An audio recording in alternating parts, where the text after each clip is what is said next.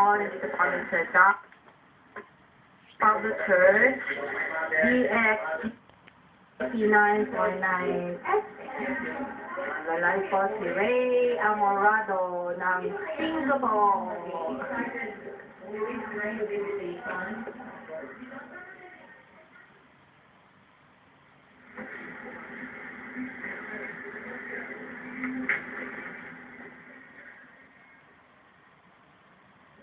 Uban sa panaw sa pagdamdam sa espiritualong pagturo, maminagay sa tugang sa kwentuhan ng tawag sa kagilang sili, pagtupi o pagsinangalay sa kahangila, mabuta ini tulungan ang tulong sa pagdamdam.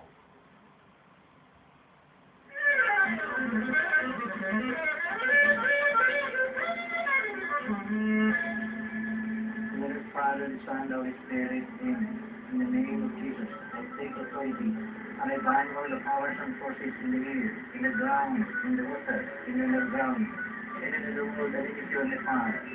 You're the Lord, God, the Son, and universe, and I give you the glory for your creation. In your name, I bind all the marine forces that have gathered in us, our family, and I set all of us in the protection of the precious blood of the shed blood and the fruit.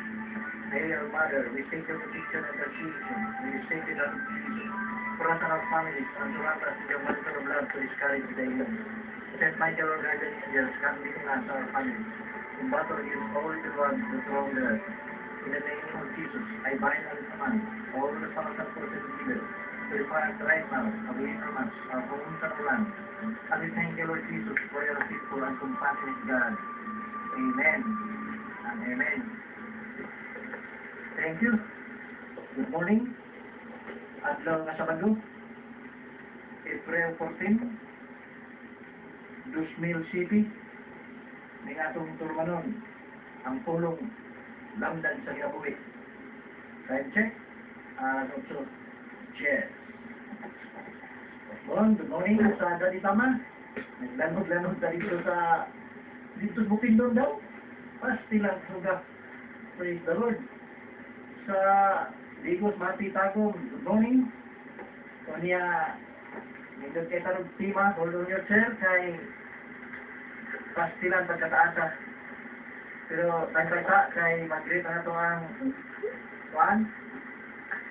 First Lady.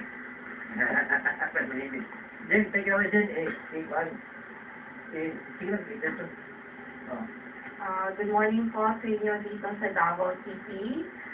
Greet ko lang po yung parents ko, si Mr. and Mrs. Malupik. Happy wedding anniversary po nila tomorrow. Sa mga tikiting ko po, si Paulo Miguel, sa Pael, nandito si Mami, kasama ni Daddy, kala Marilee, Mary Rose, kala Boyet, kala Roxanne, at sa iba po. Salamat po. So thank you, good morning sa naman ni Mr. Suarez, Alex, Suarez family, Coronado Alan, Dr. Coronado, good morning sa tanan, Subusa, Dacer, family, Morado family dyan sa Flores, si Roger, si Anje, tanan, si Manan, tanan si Anselinanan, si Jojo, Nerosa, o sa isang kanya, si wala ko maliwak ko si Brad Jake Selbusa. Brad Jake Selbusa. Good morning sa tanan ni Matt Paasa family. Sa tanan nga mga nag-support ng programa. Di lang natin minsan ang tanan. Kaya kasi pagkalilanan. Dili pa na, dili support niya financial. Kaya wala ni tama na ang financial. Dili na kay siyempre, kahit man nga, basta mga pagtulong ang buong guys sa solicitation, wala na, tama na, saktura ang kuhan, saktura din ang may support, niya, akong i-support tanan, di na, ato na sa bang program, huwag na yung support, kay saktura man ang ikuan.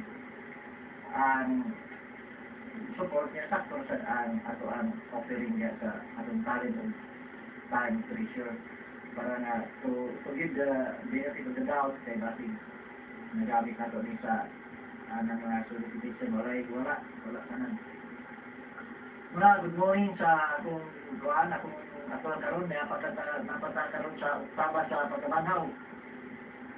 Sabado, kanya ugma si kan Sunday Mister.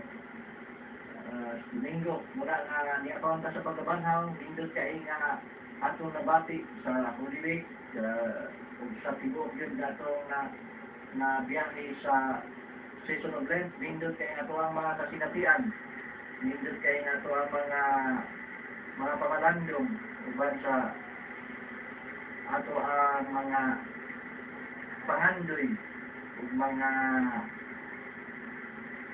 paglaom sa itong kinabuhi na pagkabanhaw ni Isus nadaog niya ang kamatayon muna nga ang ato karon nga sentro sa itong kinabuhi mo ang mao ang pagkabanhaw kay ug wala na banhaw si Kristo kita mga Kristiyano is the most pitiful people sa tibuok kalibutan. Mas mula ko, 1 Corinthians 15, chapter 15, verse 19, kung wala na ba si Kristo atong pagtuo, wala, kita mo labing makaluluin sa tauhan sa limang kalimutan. Mula pagkabanaw ni Kristo, gitagaan meaning atong kamatayon. Atong physical death, gitagaan meaning. Mula nindot kaayo, diya sa basa ang 1 Corinthians chapter 13, ang following, nindot kaayo, diya sa verse 55, may nagkanayon death, where is your sting?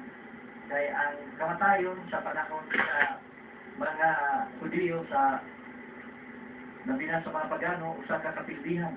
Muna nga, samtang buhi pa ang tao, inom, let us eat and drink for tomorrow we will die.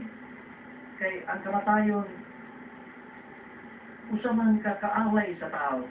Muna nga, ug maghisugay kamatayon, ayaw, hindi ka maghisugay kamatayon. Let us avoid talking about death. Kay, wala kapildihan na. Let us talk about life. Muna nga, kining pagkabanhaw ni Kristo, usa kining kakamaturan nga nadaog ang kamatayon ug naa nata sa nindot nga kinabuhi. Naabli ang ginharian sa langit sa pagkabanhaw ni Kristo because it was prior of the death of Christ na sa Paschal Mystery pagpasaki pagpatay pagkabanhaw na naabli ang langit.